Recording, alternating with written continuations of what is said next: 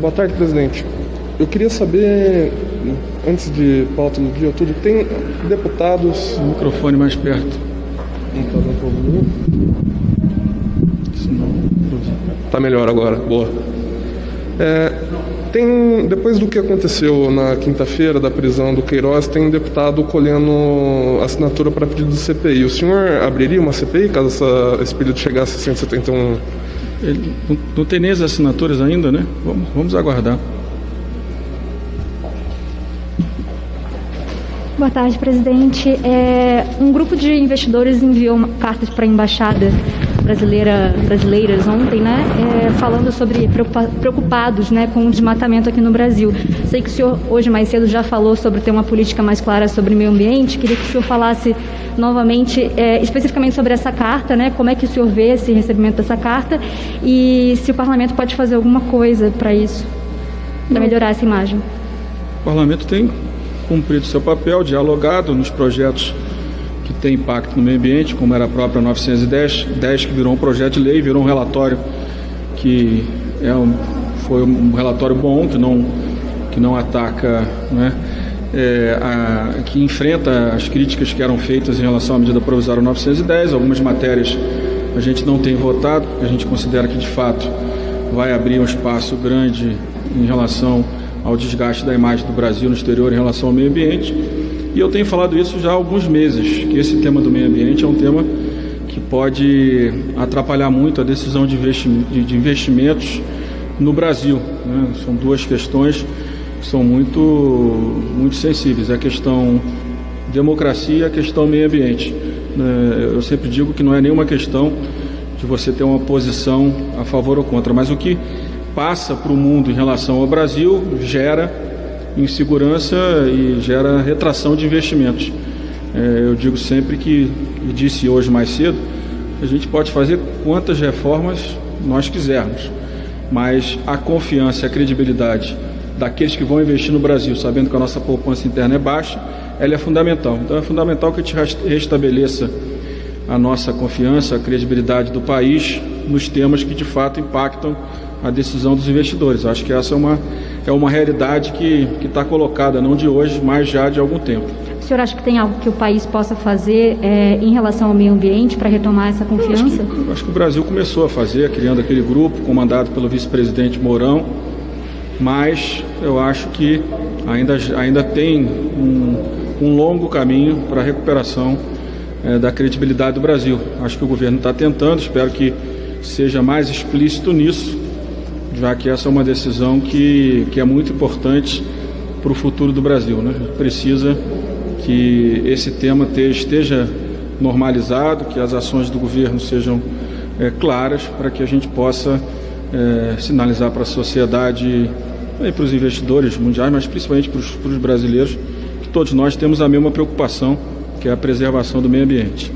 Em relação ao Fundeb, o senhor também falou mais cedo que acha inviável que no ano que vem o aporte da União seja de 15%. O senhor falou, de repente, em focar em projetos mais emergenciais pós-pandemia. Tem um projeto aqui, né, que destinaria 31 bilhões para estados e municípios justamente na educação. O senhor acha que esse é um caminho ou outros projetos? Bilhões para a educação. Não, o que eu tenho defendido, claro que o Fundeb a gente está terminando o texto essa semana. A deputada Dorinha deve ter o relatório apresentado até quinta-feira. Nós vamos trabalhar para aprovar o Fundeb nas próximas 2 semanas, sabendo que o crescimento do valor ele vai ser um pouco mais lento do que seria antes da pandemia. Então, essa é uma questão que está dada. Nós temos um outro tema que está sendo demandado pelos prefeitos, pelos secretários estaduais de educação, que é a perda de arrecadação do Fundeb. Nós, quando distribuímos os recursos, como nós não vinculamos ao ICMS, ficou sendo uma transferência direta que não entra na contabilidade para garantir os recursos de educação. É um valor alto, mas o que eu tenho dito aos deputados é que a gente tem que limitar esses valores a um percentual relacionado ao valor que o Congresso Nacional aprovou relacionado à transferência para estados e municípios na ordem de 50 bilhões. Dentro dos 50 bilhões tem que se fazer a conta direitinho para ver qual é o percentual dentro disso que foi perdido de arrecadação, 5, 6 bilhões de reais. Eu acho que é uma projeção correta. E tem que negociar com o governo para ver como vai fazer isso. Mas esse é um segundo ponto importante. Terceiro, tem o projeto do Edilvan, da volta às aulas. E tem um quarto, que é a preocupação exatamente com a estrutura de ensino para as crianças mais carentes, né? Como é que as crianças vão, nesse ambiente à distância, conseguir ter as condições de ensino que tem uma criança de uma família com uma situação financeira melhor. Então, acho que são 4 projetos que a gente vai, 3, 4 projetos que nós vamos precisar organizar para que a gente possa olhar agora, ter um foco também na educação que de fato precisa. Então, acho que o Fundeb vai avançar bem. Acho que essa recomposição desses recursos, já que os recursos de transferência para estados e municípios, principalmente de estados, não foi transferido na regra do ICMS, então isso teve uma queda na arrecadação dos municípios. E essa outra questão, que é a parte mais do impacto da tecnologia nesse momento, que o deputado Edilvan e entre outros estão estudando os valores e as condições para que a gente possa apresentar uma proposta para a Câmara e para o governo federal. Fundeb, o senhor acha que já vota em julho? Eu acho que o Fundeb vota em julho, com certeza.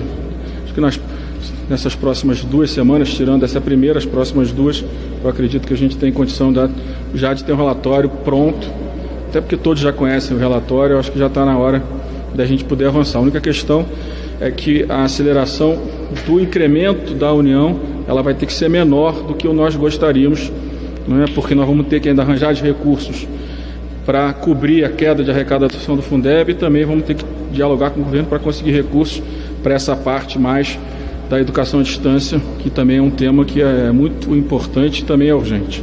Obrigada. Oi, presidente, boa tarde. Eu tenho 2 perguntas. A primeira, o governo ele retificou hoje pela 2ª vez, né, o Diário Oficial, para alterar uma informação que havia sido dada anteriormente, né, em relação ao ministro Abraham Weintraub. Eu queria saber do senhor que tipo de sinalização que isso passa, né? Você fazer retificações retificações importantes, digamos assim, numa publicação que é oficial. Eu não entendi, porque ele estava fugindo de alguém. Estranho, né?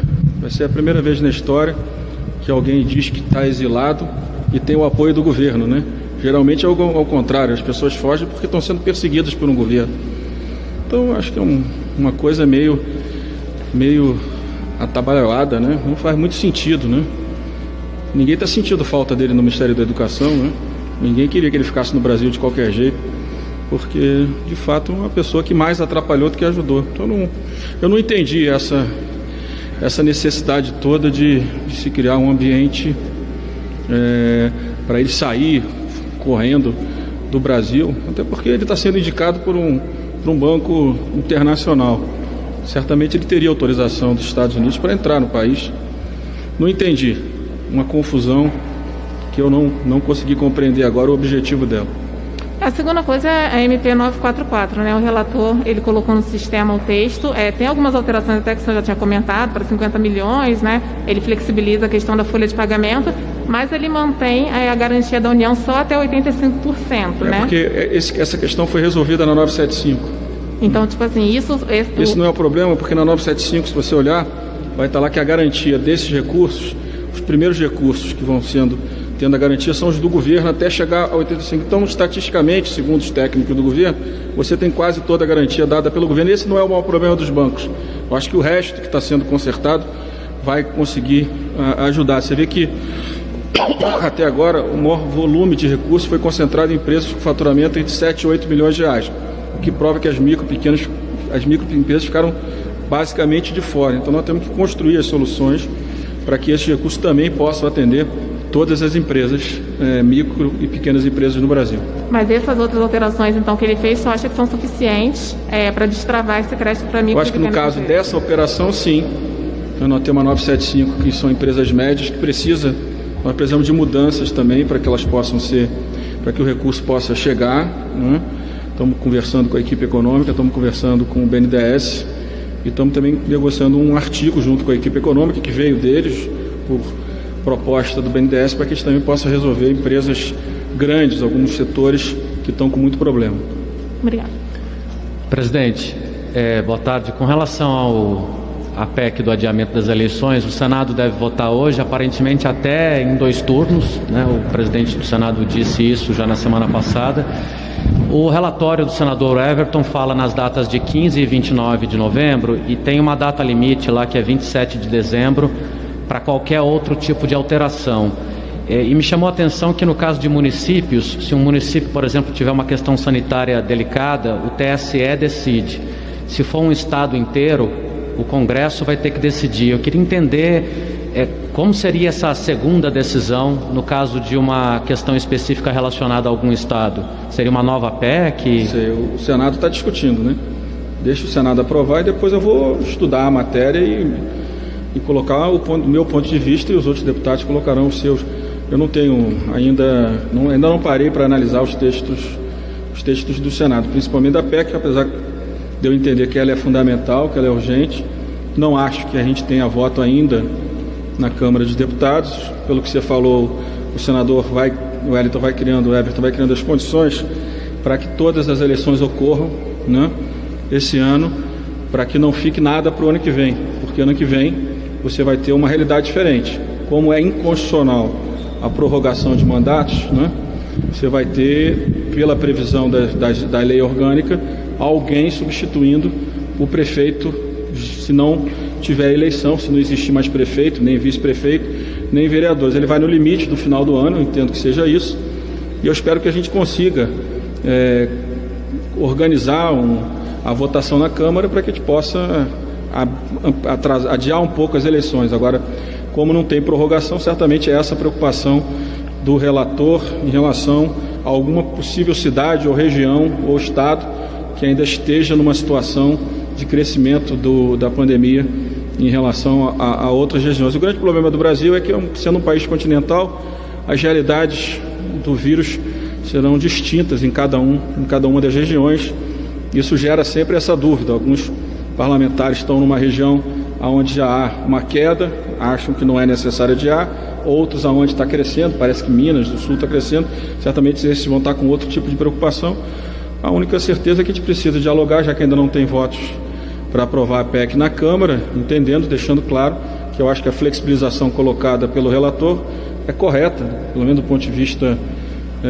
meu ponto de vista, já que a prorrogação de mandato ela é inconstitucional por qualquer período. E nós teríamos uma situação de insegurança, tendo juízes assumindo algumas cidades, ou presidente do Tribunal de Contas do município e outras, onde há previsão na lei orgânica. Então não é um quadro simples, mas eu acho que a gente tem que tentar organizar a votação de todas as cidades esse ano. Sobre o benefício emergencial, o senhor disse hoje que o país não vai quebrar se pagar mais 2 parcelas de R$600. O presidente Jair Bolsonaro disse que o governo pode não suportar esse peso. Na avaliação do senhor, o mínimo é isso, mais 2 parcelas de 600? Eu acho que sim, e acho que nós deveríamos, em conjunto com o Poder Executivo, já organizar o debate do que seria uma renda mínima permanente, olhando todos os programas que existem. Eu acho que seria uma resposta importante para a sociedade brasileira. Eu acho que no curto prazo, eu acho que não tem muito o que fazer em relação à renovação, e deixo claro a minha posição para que depois não digam que eu não disse qual era o meu ponto de vista, o que eu sinto de grande parte dos deputados em relação à importância de se renovar por pelo menos 2 meses. A gente sabe que tem um custo, mas custo maior é não renovar, né? A gente sempre faz a pergunta de quanto custa renovar. A gente tem que fazer outra pergunta: quanto custa não renovar para milhões de brasileiros que da noite para o dia ficaram sem renda e continuarão sem renda nos próximos meses? Esse é o desafio, né? E escolher prioridades. Será essa uma prioridade? Acho que sim. Crédito para micro, pequenas empresas é outra prioridade? Acredito que sim. E continuar apoiando estados e municípios no foco da pandemia, o sistema SUS, que tem dado uma demonstração da sua importância, né, nesse momento tão difícil do nosso país. Uma última pergunta, presidente. Queria saber qual é o ambiente que o senhor tem sentido com relação a esse projeto de alteração do Código de Trânsito Brasileiro, no que diz respeito a 2 questões específicas: o aumento do prazo, do período de validade da habilitação em algumas situações, e também o aumento da pontuação, até 40 pontos. Eu acho que o aumento da pontuação para aqueles que trabalham diretamente no setor, né, os profissionais que trabalham com táxi, com Uber, com caminhão, eu acho que o aumento da pontuação é correto, não tenho dúvida nenhuma. E o outro aumento é outra realidade, a realidade do Brasil de hoje, a realidade do Brasil de antes. As pessoas, né, têm uma qualidade de vida melhor e acho que essa é uma questão que pode ser ampliada. Acho que o relator foi no caminho correto, fez as restrições corretas na idade, exatamente no momento onde o maior número de pessoas precisa, né, revalidar sua carteira, pelo cuidado inclusive da própria visão. Então acho que o relatório melhorou o que veio do governo, tem algumas polêmicas ainda que o plenário vai precisar superar nos destaques apresentados pelos partidos políticos. Obrigado. Presidente, boa tarde. Ontem foi revelado que a PGR desconfia do uso de cota parlamentar para financiar atos antidemocráticos. Existe alguma possibilidade da Câmara investigar esse uso indevido de cotas? Então, eu acho que essa é uma investigação que está sendo feita pela PGR no lugar adequado. Eu acho que a PGR tem essa prerrogativa, como tem o Supremo também, de autorizar. Vamos aguardar as investigações para que a gente veja depois as consequências desse inquérito. Eu tenho outra pergunta. Entidades voltaram a reclamar do relatório do projeto do combate às fake news. O senhor disse há alguns dias que a Câmara estava trabalhando em um texto para construir junto com o Senado. Essa decisão foi deixada para trás? O que aconteceu nesse momento? O senador apresentou o relatório, certamente nós vamos apresentar as nossas considerações a ele, ou vamos aguardar a votação do Senado para que a gente possa fazer a votação depois na Câmara dos Deputados. O texto dele é um texto que vai sempre gerar polêmica, mas eu acho que o objetivo está correto, enfrentar a fake news. Se o texto dele tem questões que precisam ser modificadas, vamos dialogar com ele até quinta-feira para que saia do Senado um texto que a Câmara tenha condição de aprovar o mesmo texto e que possa ir à sanção. Mas os deputados ainda não apresentaram propostas, sugestões a ele? Estamos ouvindo muita gente, né? Não é uma coisa simples. Esse tema não é simples, precisa de muito diálogo. Obrigada. Boa tarde, presidente. O senhor falou mais cedo hoje de uma possível reunião entre poderes para um novo pacto com medidas econômicas pós-pandemia. O senhor já recebeu alguma sinalização do Palácio do Planalto em relação a esse encontro? Por enquanto, não. Mas estou sempre à disposição para o diálogo e para a construção de um caminho para a recuperação econômica e social do Brasil no período pós-pandemia. Eu queria fazer só mais uma pergunta. Em relação à 975, o senhor falou da possível inclusão das aéreas. Eu queria saber como... Não, das aéreas não. Das grandes empresas. Eu cito as aéreas porque é o que está mais claro, o setor que está com mais dificuldade, com mais clareza para todos nós. Certamente para outros setores, para outras grandes empresas que também tenham tido a mesma ruptura de faturamento que teve o setor aéreo. Não, é porque as aéreas elas têm um impacto até no funcionamento aqui da casa, se a gente for pensar. Certamente. Todos sempre reclamaram da falta de concorrência no setor aéreo. Se o governo brasileiro não fizer uma intervenção clara nesse setor, no sentido de apoiar o setor, nós corremos o risco de amanhã ter apenas uma empresa aérea e aí não teremos nenhuma concorrência. Então nós temos 3 empresas, né, que disputam o mercado nacional e o governo precisa construir as condições para que elas possam passar por essa fase. Nitidamente o problema delas não é de solvência, é de falta de liquidez. Então eu acho que essa é um setor que certamente vai precisar do apoio do governo e para a sociedade brasileira é importante que sobrevivam 3 empresas e que no futuro a gente possa ter, já que aprovamos a abertura do capital estrangeiro, a gente possa ter 4, 5, 6 empresas e ampliar a concorrência do setor aéreo no nosso país. Obrigada. Bom, gente, obrigado. Só uma dúvida, presidente. Oi. Que o senhor falou hoje de um programa de retomada, que o governo tem que investir mais no pós-pandemia para o país poder voltar a crescer, que suas reformas não adiantam. Como é que o governo pode fazer isso com o teto de gastos? Como que se mexeria no teto de gastos para permitir investimentos? Não se mexe no teto de gastos? Se nós fizéssemos uma pactuação circunscrita à PEC do orçamento de guerra, nós temos um instrumento para resolver esse primeiro momento. É claro que não pode ser um pacote que olhe 2, 3 anos na frente, mas algum apoio à recuperação econômica, eu acho, a minha opinião é que o Estado vai ter que fazer. Eu disse, as empresas vão ficar com lucro baixo, pouca capacidade de investimento, estados e municípios nem se fala, então o governo federal precisa pensar. Não estou fazendo nenhuma proposta, né, porque eu acho que isso tudo tem que ser muito bem pensado, né, e aquilo que for ser feito tem que ter pactuado entre todos os poderes com a sociedade, mas eu acho que a gente precisa sentar e organizar.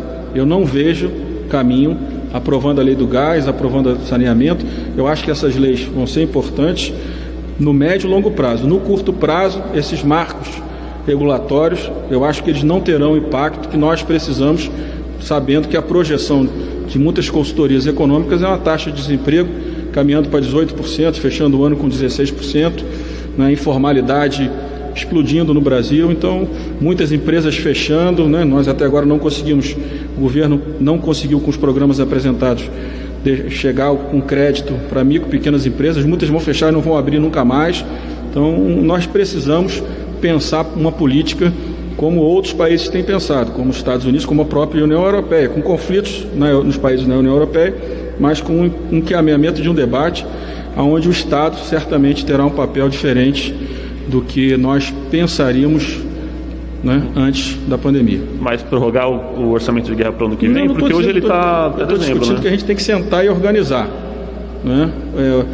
O teto de gastos ele precisa ser mantido, né, mas o Brasil vai precisar, né, da organização, do comando, da alavancagem do governo federal, do Estado brasileiro, para a gente recuperar o país dessa crise. É a minha opinião. Né? O governo pode pensar diferente, pode apresentar outros caminhos, mas eu acho que nós deveríamos sentar e ouvir. E não é tomar qualquer decisão, porque no passado nós tomamos decisões que pareciam, nós não.